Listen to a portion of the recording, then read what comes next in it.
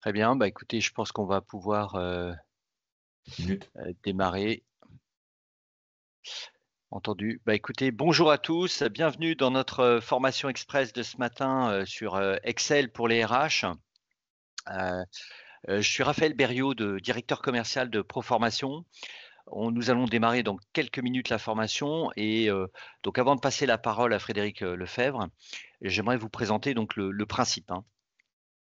Donc le principe est très simple, hein, il s'agit d'une formation express, d'une mise en bouche, d'un apéritif, hein, et si vous voulez aller plus loin, manger le plat principal ou prendre le café, ben, n'hésitez pas à nous contacter, on sera ravis de vous accompagner. Alors, une formation complète évidemment dure sur Excel entre 6 heures et 20 heures, hein, ça dépend de votre niveau ou votre besoin. On propose plusieurs formats, hein, chez Proformation, donc soit, la visioformation, sous forme de coaching via Teams ou d'autres formats type classe virtuelle ou même présentiel si vous le souhaitez. Ces formations, sont éligibles au CPF si vous le souhaitez, donc n'hésitez pas également à nous consulter pour, une formation au CPF.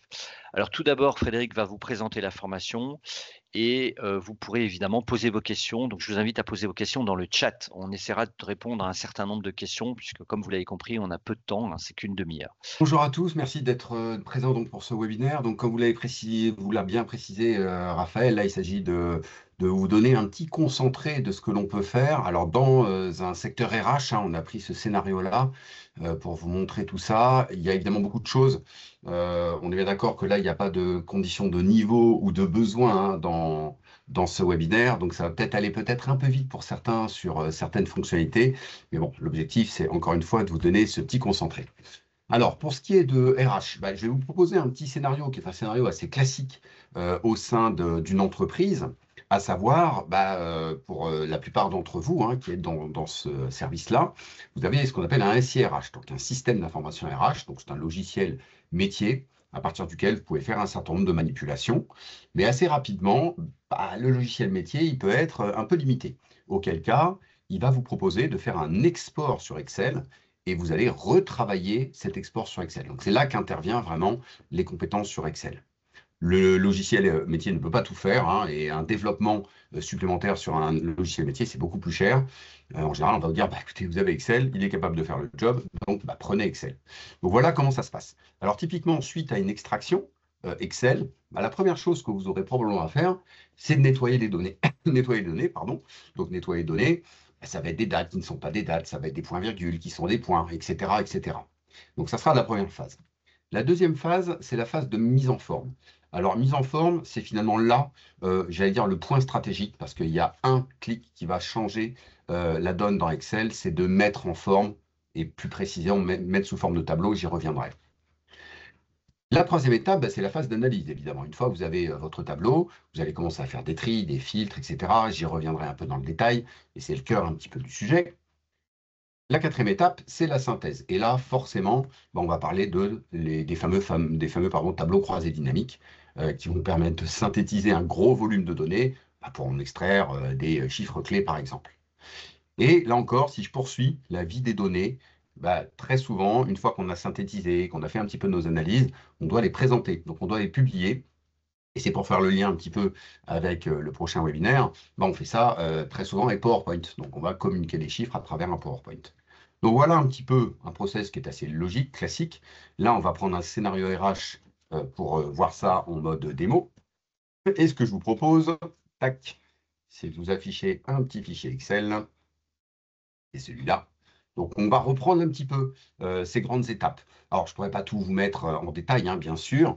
Je vais vous parler quand même de certaines choses qui ne sont pas forcément dans le périmètre d'Excel, bien que ça fait partie intégrante d'Excel quand même, c'est Power Query.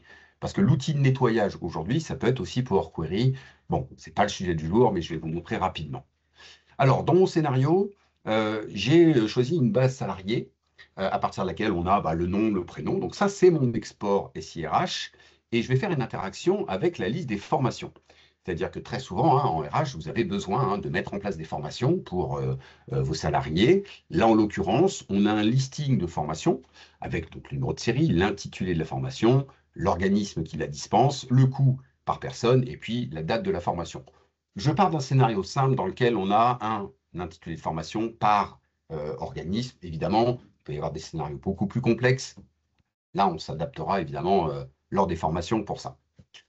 Donc l'idée, c'est de récupérer un certain nombre d'informations ici. Alors avant de les récupérer, on va travailler sur cet export. Parce que cet export en tant que tel, il n'est pas très exploitable. Et il va le devenir d'une façon très simple en le mettant sous forme de tableau.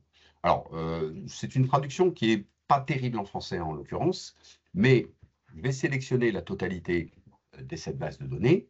Et la fonction en elle-même se trouve dans l'onglet Accueil, mettre sous forme de tableau, un certain nombre de couleurs. Alors ça, c'est dépendant de la charte graphique, je ne vais pas insister dessus. Mais en tout cas, il vous propose donc de convertir.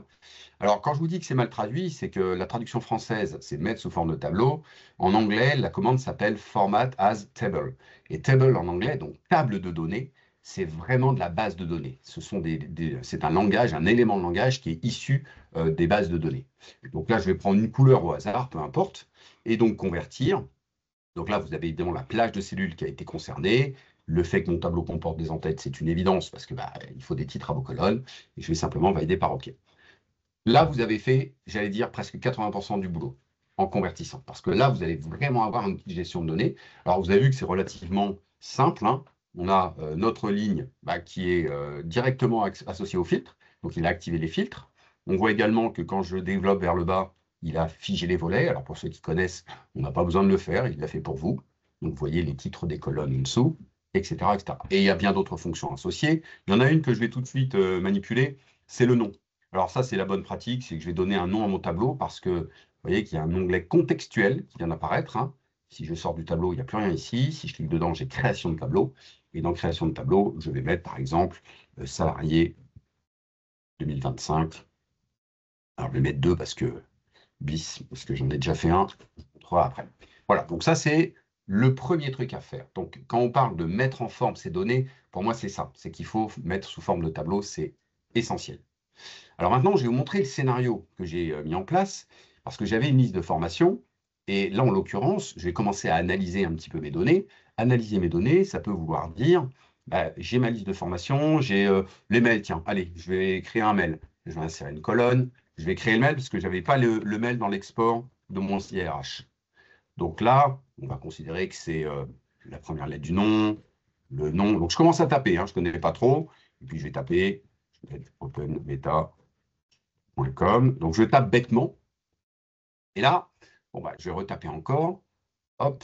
Je vais tenter, en fait. Alors, pardon, il va me le faire. Ouais. Je vais tenter un CTRL-E. Pardon, parce que là, c'est un lire. CTRL-E, ça vous permet, en fait, d'utiliser ce qu'on appelle le remplissage instantané. C'est-à-dire qu'il va répéter, lui, l'opération. Alors, ça ne marche pas toujours. Et moi, ce que je vais vous montrer, c'est la fonction qui permet de le faire avec une formule. Égale. Alors, si vous connaissez minuscule, parce que ça m'évitera de récupérer la majuscule du prénom, donc on va prendre la minuscule du prénom. Tac. Et comme je veux la première lettre, je vais récupérer la fonction gauche. Alors là, c'est un peu technique hein, pour ceux qui ne connaissent pas, mais la fonction gauche, c'est une fonction qui va permettre de récupérer les X premiers caractères d'une cellule. Donc là, en l'occurrence, vous voyez, je récupère le nom, donc la première lettre du nom. J'aurais dû mettre prénom, mais prénom, ça sera mieux. Mettre prénom, tac. Donc le prénom, donc je vais prendre la première lettre du prénom. Donc ça, c'est... Alors attendez, je vais le refaire parce que je me suis loupé un peu. Donc minuscule, toc. Donc on va prendre le prénom, 1,1, toc, toc. Donc là, je récupère... Oh là, je fais n'importe quoi, excusez-moi. Je vais mettre minuscule 2, ça va revenir. Voilà, gauche, tac, le prénom, 1,1. Je ferme ça. Donc ça, c'est récupérer la première lettre du prénom. Et je vais l'associer. Donc ça, c'est un opérateur, ce qu'on appelle un opérateur de concaténation qui permet d'associer des éléments. Donc je vais l'associer, par exemple, au nom, qui est ici. Et je vais remettre cet opérateur de concaténation, c'est le commercial, hein, que vous connaissez peut-être. Et lui, je vais l'associer carrément à l'adresse. Alors j'ai dit que c'était @openbeta, par exemple, .com, que je mets entre guillemets hein, pour que ça fonctionne. Toc. Voilà, donc ça, c'est l'association un petit peu de tout ça. J'aurais dû mettre le minuscule, je ne vais pas compliquer tout ça. Voilà, et là, vous voyez qu'il me génère l'adresse mail. Alors, encore une fois, hein, vous pouviez le faire avec le remplissage instantané, mais parfois, il se loupe, hein. Donc, ça, au moins, l'avantage, c'est que si je devais modifier un nom ou un prénom, il adapterait l'adresse mail. Bon, ça, c'est une petite analyse très, très simple. Je vais aller un petit peu plus loin dans l'analyse en croisant les données entre la liste des formations que j'ai pu obtenir, que j'ai validées, et ma base salariée. Donc, je vais affecter une liste de formations, en tout cas une formation, on va partir sur ce scénario plus simple, je vais affecter une formation à chaque salarié. Donc là encore, je vais insérer ici une nouvelle colonne, tac, je vais l'appeler formation, dans le sens intitulé, hein. Et je vais récupérer, alors je l'ai fait déjà, hein, c'est pour vous montrer qu'on peut le faire directement. Je l'ai fait ici. Ouais, j'ai récupéré des choses déjà, pour éviter de tout vous retaper. Ce qui est important, c'est que j'ai une liste déroulante qui va chercher les informations directement dans ma liste. Alors, comment on a fait ça? Parce que là, le risque, c'est que si vous tapez vous-même les noms des formations, bah, vous allez faire des erreurs, et quand vous allez faire vos synthèses, si vous oubliez un tiret, ça ne marchera évidemment pas. Il y aura 2 fois Excel automatiser les macros, par exemple, sous prétexte qu'il y a un tiret en moins. Donc l'objectif ici, c'est d'aller récupérer la liste des formations qui se trouve ici. Tac. Et pour ça, à partir de ma liste de formations, j'ai créé une fonction qui s'appelle unique. Unique, ça permet d'aller chercher les occurrences uniques d'une colonne d'un tableau. Donc, dans mon tableau formation, potentiellement, je pourrais avoir plusieurs formations proposées par plusieurs organismes. Donc, je vais récupérer cette liste grâce à la fonction unique. Alors, je vous la refais ici simplement pour vous montrer la technique. Et je vais dire, récupère-moi le nom de ce tableau. Donc, je l'ai appelé liste formation. J'insiste pas sur la technique, mais on peut nommer les tableaux. Et je vais récupérer évidemment une colonne particulière du tableau qui est l'intitulé de la formation. Alors, c'est de la syntaxe, hein. C'est pour ça que je vous dis que ce n'est pas forcément simple. Mais vous voyez que là, il me sort effectivement la liste des occurrences uniques de cette colonne. Alors, en quoi ça va me servir?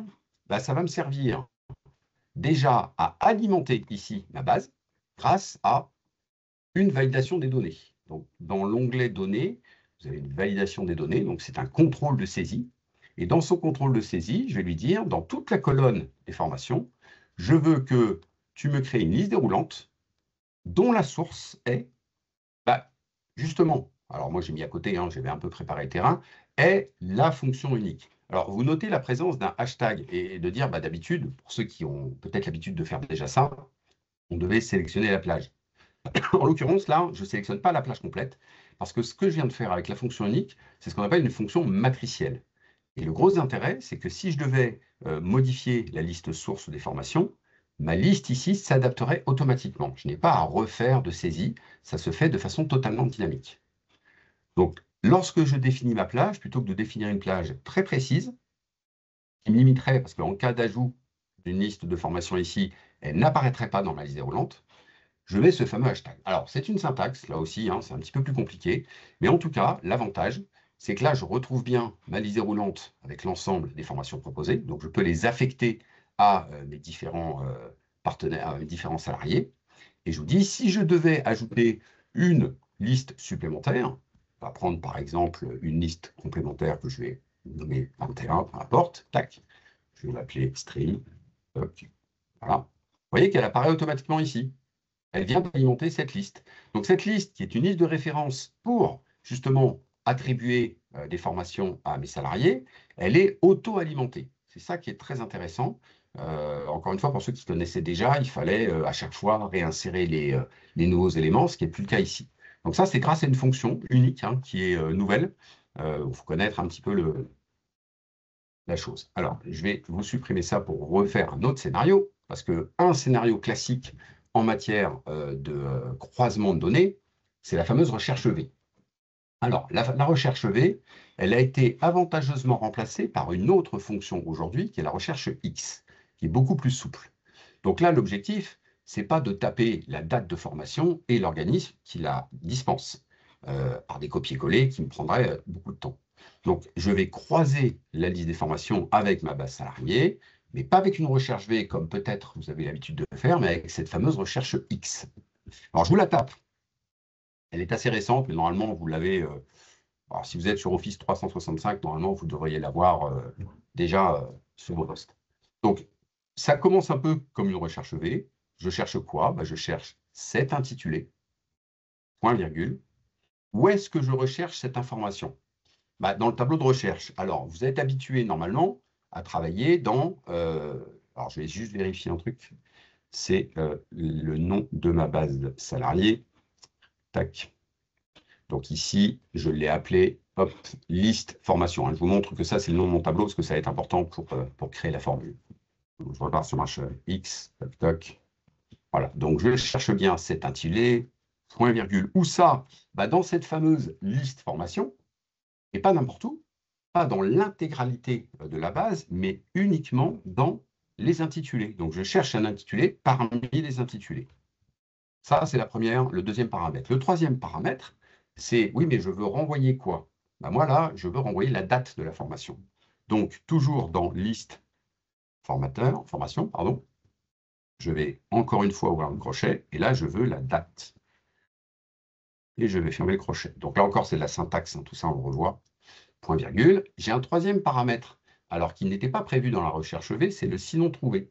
C'est-à-dire que si d'aventure, je ne trouvais pas l'intitulé de la formation, bah, qu'est-ce que tu renvoies comme message d'erreur? Alors là, je vais mettre basiquement, entre guillemets, erreur. Et enfin, le quatrième paramètre, alors qui a une correspondance par contre avec la recherche V, c'est le fameux correspondance exacte, alors qui était un faux lorsque vous utilisez la recherche V, qui est devenu un 0 dans cette recherche X. Alors, vérifier, donc là, il récupère bien la date automatiquement de la formation.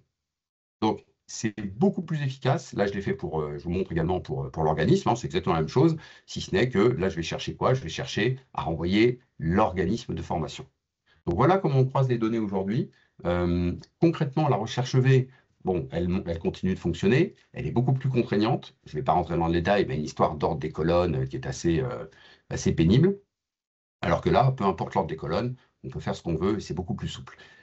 C'est plutôt transparent pour l'utilisateur, mais c'est également beaucoup moins gourmand en processeur. Donc, quand en général, dans des fichiers, on a des dizaines de milliers parfois de recherches V, ça fait vraiment ramer le fichier. Là, en l'occurrence, c'est un peu plus fluide. Voilà une phase d'analyse assez classique, hein, le croisement de données. Donc là, j'ai bien récupéré pour mes salariés l'ensemble des informations de la formation à laquelle je l'ai affecté. Donc la date, l'organisme et potentiellement d'autres infos. Ce qui peut être intéressant également, parce que vous êtes dans un tableau, ce sont ce que j'appelle les segments. Alors les segments, c'est quoi? Là, vous êtes sur mon tableau. Ils sont ici, je les ai préparés, mais c'est un filtre ergonomique rapide. Si je veux identifier rapidement les gens qui veulent faire, par exemple, des macros, clac, je clique dessus, voilà les macros. Et je me rends compte que ceux qui vont faire des macros, ce sont ceux des entités ARCO, DEFCON, RS. Je vais enlever ça. Alors maintenant, je vais vous montrer comment on met en place ça. Il suffit d'insérer une petite ligne au-dessus de votre base. Et dès lors que vous êtes dans un tableau, une des fonctions qu'on retrouve dans création de tableau, c'est la notion d'insérer un segment. Donc là, vous avez l'intégralité des colonnes de votre base. Vous allez choisir évidemment, j'allais dire, les champs stratégiques pour vous dans les formations. Donc là, ça pourrait être la ville, tiens, pourquoi pas. Alors, il n'y en a pas beaucoup, donc je peux faire la ville. C'est le site auquel appartient le salarié. Donc là, je récupère bien le site. Alors, d'un point de vue technique, je vais juste dézoomer pour que vous puissiez voir. Voilà. On va mettre une petite couleur différente pour le distinguer. Et donc, je viens de m'ajouter un filtre supplémentaire. Donc là, je peux filtrer ma base par formation, par entité et par ville. Là, si je veux l'intégralité des personnels de Lyon, clac, voilà l'intégralité des personnels de Lyon. Ouais, mais uniquement ceux de chez RS, hop, uniquement ceux de chez RS. Vous voyez, c'est très très souple. Pour ceux qui auraient la chance d'avoir des ordinateurs tactiles, sachez que vous pouvez le faire aussi directement sur l'écran. Donc évidemment, là encore, hein, pas de tableau, pas de segment. Donc d'où l'intérêt, dès que vous avez cet export de votre SIRH, ou d'un quelconque logiciel métier d'ailleurs, de basculer cette extraction sous forme de tableau, donc mettre sous forme de tableau. Il y a d'autres fonctions associées, je ne vais pas faire le détail de tout, hein, ce n'est pas le sujet, mais en tout cas, voilà, c'est vraiment important de mettre vos extractions sous forme de tableau. Alors, là, on est sur de l'analyse, on pourrait continuer comme ça, mais je vais vous présenter la suite, c'est-à-dire la synthèse. Parce que, évidemment, vous avez besoin de synthétiser vos données. Alors, l'outil miracle pour la synthèse des données, à partir d'une liste, ce sont évidemment les tableaux croisés dynamiques. Donc là, encore une fois, je vais vous présenter le résultat avant de vous montrer comment on peut faire ça. Mais l'objectif pour moi, c'est peut-être d'avoir des synthèses du nombre de personnes par formation, peut-être par organisme de formation, parce qu'il faut que je mette en place tout ça, il faut que j'envoie peut-être les convocations, il faut peut-être que j'envoie à l'organisme correspondant la liste des participants, etc., etc. Donc c'est toute cette gestion qu'on va faire et on va potentiellement pouvoir passer par justement un tableau croisé dynamique. Donc ici, je vous montre un des tableaux croisés que j'ai construit, que je vais reconstruire, hein, je vous montre la finalité, mais j'ai récupéré ici le nombre de participants par organisme de formation et par formation. Donc là, je vois qu'il y a 5 personnes qui participent, par exemple, à automatiser les macros VBA, etc. Alors, pour construire un tableau croisé, c'est finalement assez simple. La phase la plus compliquée, ce n'est pas tant la phase technique, sincèrement, c'est plutôt la phase de réflexion et la phase d'analyse. Donc là, on l'a, l'analyse, je vous l'ai un petit peu donné. On va faire une synthèse justement du nombre de personnes par formation et organisme. Donc, toujours en retournant dans mon tableau croisé, vous notez que je ne sélectionne pas, je me mets dedans. Et là encore, dans création de tableau, je récupère la notion de tableau croisé dynamique, sans avoir besoin de sélectionner. Donc, il me propose de le faire sur une nouvelle feuille, ce que je vais accepter. Okay. Et là, on va procéder par glisser, déposer. Donc, typiquement, là, je veux l'organisme de formation. J'ai préféré le mettre en ligne. Je veux l'intitulé de la formation que je vais mettre en ligne. Et je vais mettre le nombre de personnes. On peut mettre le nombre de noms. Donc là, j'ai bien récupéré, effectivement, le nombre de noms par formation et organisme de formation. À partir de là, et je continue mon scénario RH, je me dis, bon, c'est super ça, mais maintenant, il faut que j'envoie la liste des participants à l'organisme correspondant. Là, admettons, ABC Formation, il y a 10 personnes qui doivent participer, donc sur les 2 formations. Je vais double-cliquer sur le 10, ce qui va me provoquer l'extract du détail de la base, issu de la base, et je vais en profiter pour le copier-coller dans un mail ou le mettre dans un fichier Excel que j'envoie à l'organisme. Et vous voyez, de façon extrêmement rapide, vous pouvez faire ça.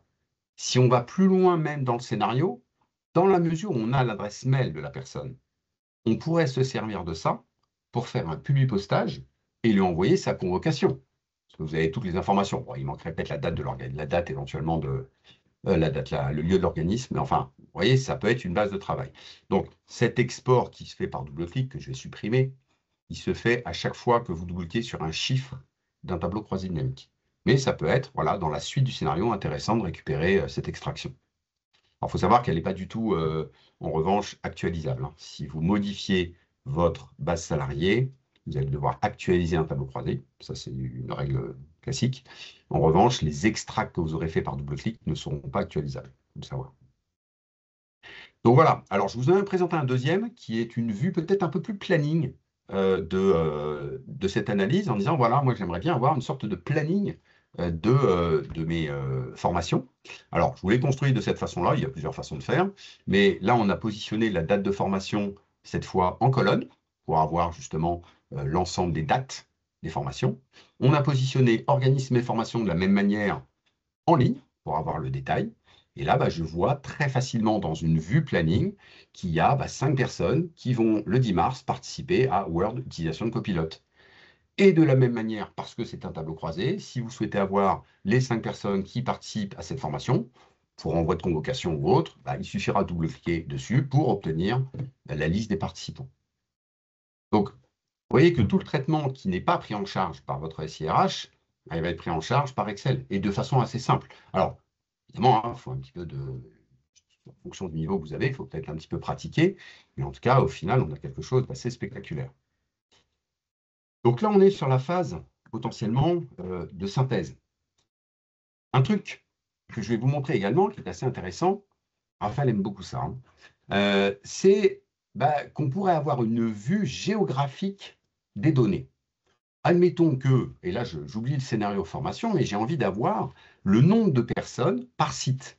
Combien il y a de personnes à Lyon, combien à Marseille, parce que j'ai des stats à produire. Alors bien sûr, je pourrais faire un tableau croisé dynamique, hein, sans problème, voire un graphique croisé dynamique, hein, c'est la continuité. Mais là, on va plutôt passer par un nouvel outil qui s'appelle 3D Maps. Alors quand je dis nouvelle, il est présent depuis quelques temps. Donc je vais l'ouvrir en étant toujours dans la base, hein, c'est important. Donc c'est un outil online qui va se déclencher et qui va vous permettre, alors j'ai une visite guidée que j'ai déjà présentée, mais je vais vous la refaire. Il va vous proposer, avec non pas Google Maps, mais Bing Maps, hein, donc c'est la Maps de Microsoft, de créer comme ça j'allais dire, des visions Alors, je vais rajouter un champ. On va prendre le champ ici, ville, parce que c'est la ville hein, qui est. Il faut évidemment, hein, vous l'avez compris, un caractère géographique hein, dans vos données. Hein, sinon, il ne pourra pas tracer quoi que ce soit. Donc, ça peut être des coordonnées GPS, des villes, des codes postaux, des pays. Enfin, on peut imaginer plein de choses. Des coordonnées GPS. Donc, vous voyez, déjà là, il va m'identifier un petit peu les villes. Et je vais pouvoir, comme ça, ajouter des champs de hauteur. Donc, le champ de hauteur, c'est l'équivalent du champ de calcul que vous avez dans un TCD. Donc là, typiquement, si je mets les noms, tac, vous voyez déjà, hop, j'ai une petite map qui apparaît, tac, où je vois ça. Alors, sans rentrer dans le détail, mais je vais pouvoir mettre ça sous forme de carte satellite. Toc, tac, je vais remettre ça. Comme je suis un peu nul en géographie, je vais mettre les étiquettes de carte. Hop.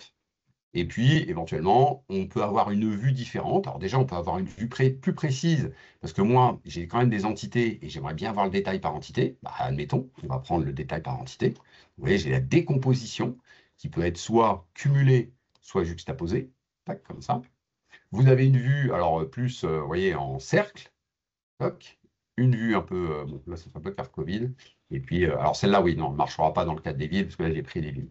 Donc, en tout cas, voilà, vous avez ça qui vous permettrait même de créer une vidéo. C'est-à-dire qu'on pourrait imaginer, parce que là, je peux dézoomer. Bon, je n'ai pas de données internationales, alors, sauf Mexico. Et j'ai quand même quelqu'un de Mexico dans cette base de données. Donc, voilà. Et à la fin, vous avez une visite guidée. Donc, si je ferme, quand je vais recliquer sur mon 3D Map, vous allez voir qu'il sauvegarde directement les visites guidées, c'est comme ça qu'ils les appellent. Donc j'en avais fait une là, que je vais rouvrir pour vous montrer. Voilà, tac. Donc pareil, hein, c'est une autre carte où on a la répartition des effectifs par entité et par site géographique. Donc là, c'est issu de notre base. Vous voyez qu'ici, je vois qu'il y a 4 personnes chez Zades sur le site de Toulouse. Ouais, Toc. c'est impressionnant, hein. Voilà. Mm. Donc ça, c'est un outil qui est présent depuis ouais, peut-être 2-3 ans, peut être intéressant dans le cas où vous avez évidemment des données géographiques à représenter.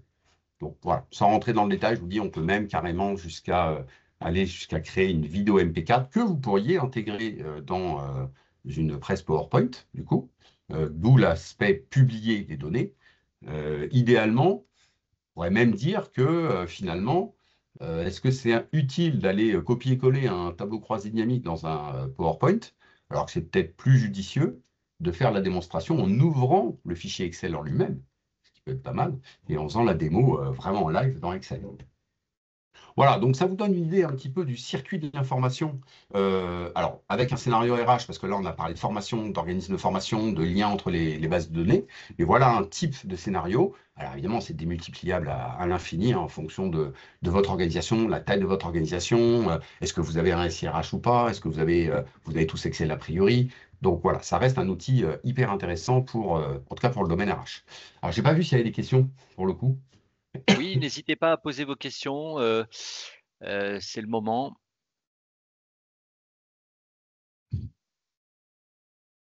Alors n'hésitez pas, on a encore un petit peu de temps, on a une petite minute.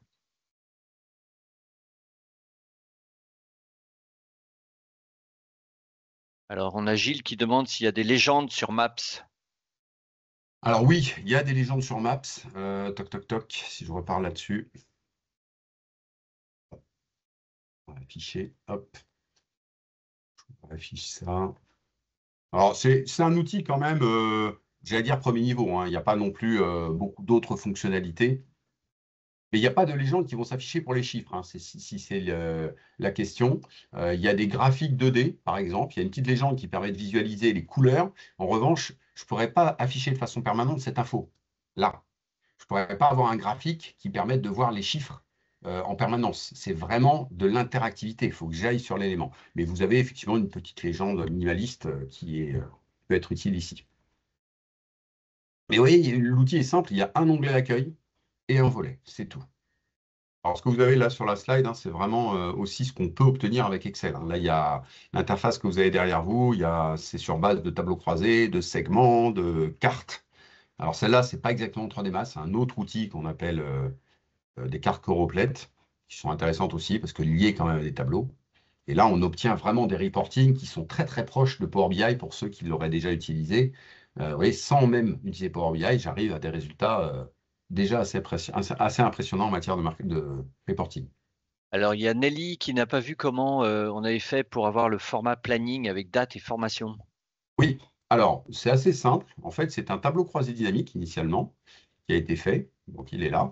Donc on a mis simplement organisme et formation en ligne, hein, parce que c'est le découpage que je voulais, hein, par organisme, les formations proposées et le nombre de personnes. Et les dates de formation, qui est un champ hein, de ma base, je l'ai mis en colonne. Alors, la particularité, c'est que la première fois que vous mettez une date, ça, c'est lui qui fait ça maintenant de façon quasi systématique. Quand vous mettez une date, il a tendance à le grouper. Et il groupe par mois. Donc, ce qu'il faut connaître, c'est que si je fais un clic droit sur mars, parce que là, il m'a mis ça par mois, mais ce n'est pas ce que je voulais. Moi, je voulais une vue vraiment par jour. Ben, je vais dissocier pour retrouver une vue jour. Et là, j'ai effectivement une vue jour. Très bien, bah, merci Frédéric. Alors, à partir d'un TCD, quelle est la méthode la plus simple